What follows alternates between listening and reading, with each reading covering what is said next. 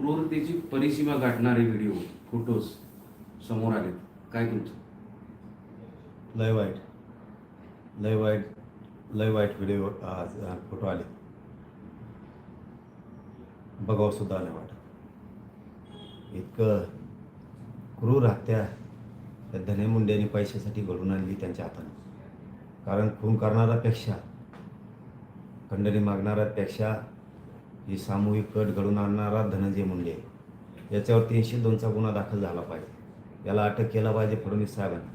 काय फरक पडत नाही फडणवीस साहेब तुम्हाला, एक असला गुंड पाळण्यापेक्षा या जेलमध्ये टाकलेला काय फरक नाही पडत. खूप नेते चांगले आहेत, अजितदादा खूप नेते आहेत चांगले, त्यांना सांभाळा. हे असले सांभाळू नका.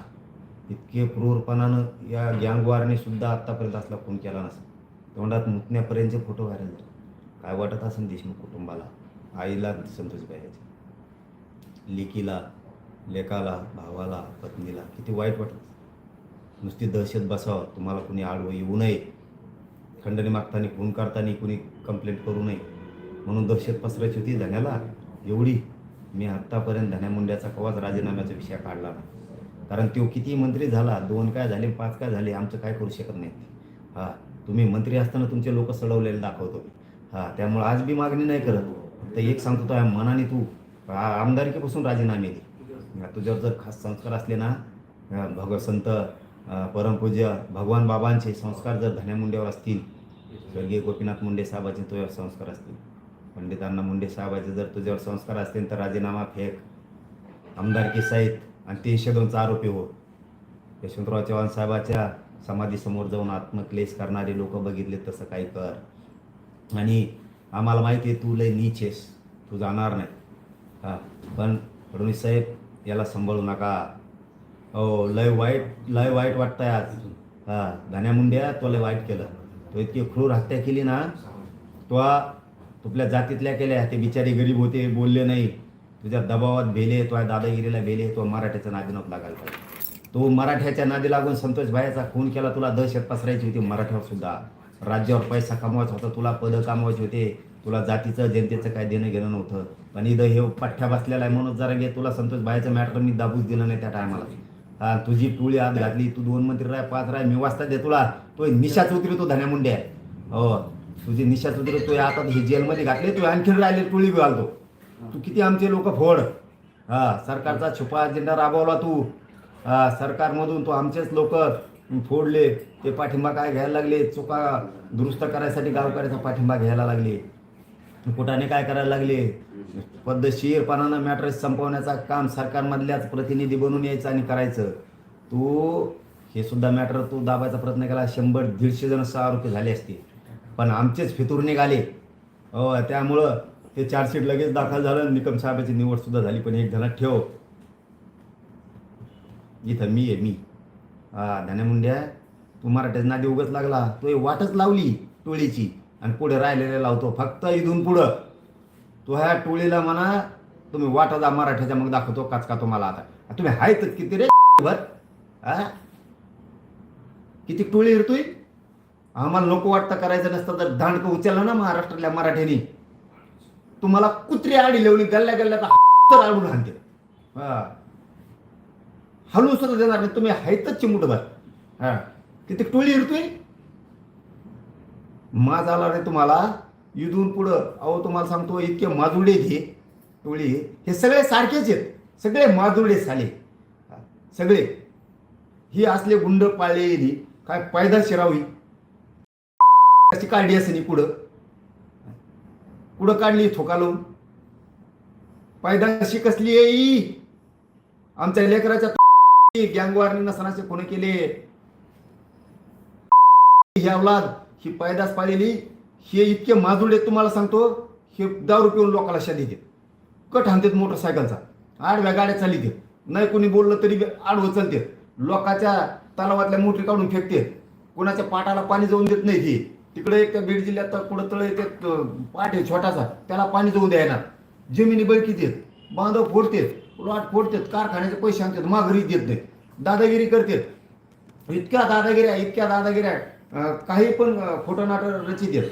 यांचे अधिकारी बी धन्या मुंडेच्या टोळीतले अधिकारी केस घेत नाहीत. इथून पुढं गरिबावर अन्याय झाला की केस करायची. कोणचा PSI EPI त्यांचा घेत नाही, त्यांना दाखवतो मी. आणि इथून पुढं आता मनोज जरांगेचा मोर्चा धन्या मुंड्याच्या टोळीकडे वळाला. इथून पुढं आता मोहीम तुमच्यावर. तुम्ही नुसतं मराठीच्या वाटा जा, तुमची काडीच लावतो बेट्यावर. आतापर्यंत राजीनाम्याची मागणी होत होती आणि ह्या सगळ्या टोळींवर कारवाई करण्याची मागणी होती. आता काय असेल मागणी? आता मागणी ह्या आरोपींना भर चौकात घ्या. फडणवीस साहेब यांना उघडं करा, यांना फाशी द्या. 100 200 गोळ्या घाला. हा तरच ही क्रूरता आणि खरंच फडणवीस साहेब म्हणून लोक पाठ थापतील तुमची.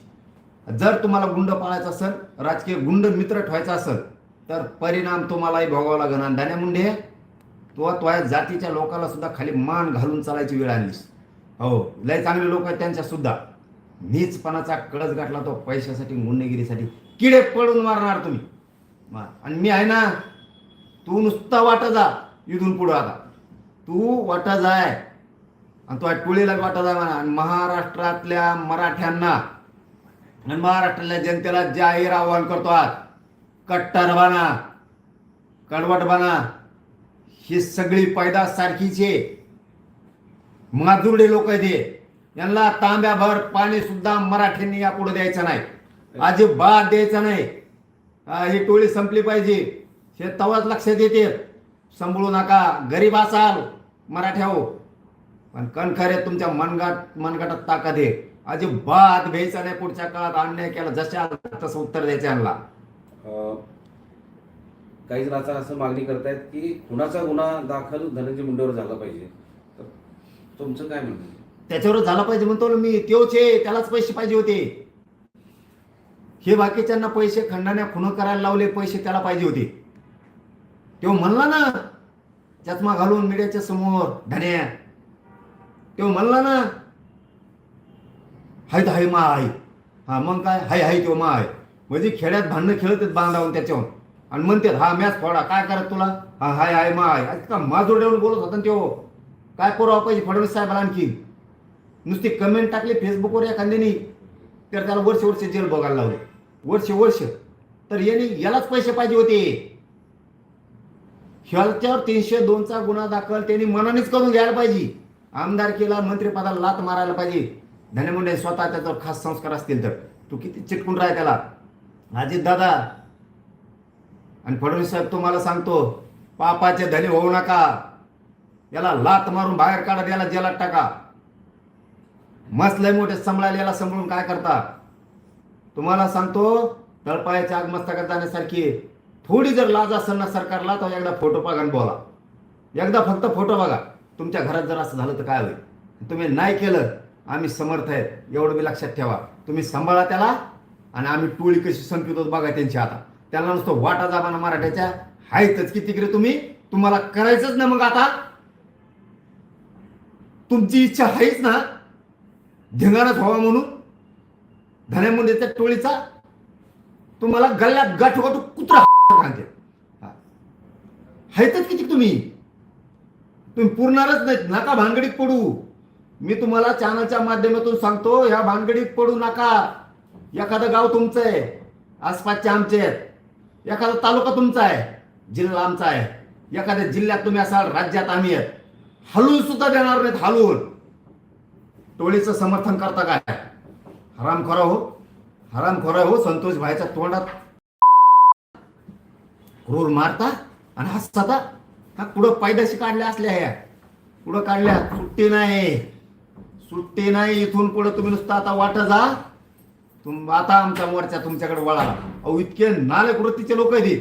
आमच्या मराठीच्या आंदोलनात जर मराठीचे लोक काही बोलले ना आमच्या विरोधात, त्याला मागून सपोर्ट करतात हे पायदाशी.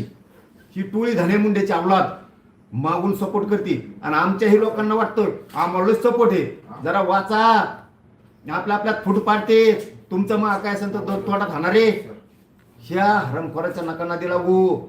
हे एक दिवस तुमच्यावर सुद्धा उलटत येईल. माझा शब्द लक्षात ठेवा.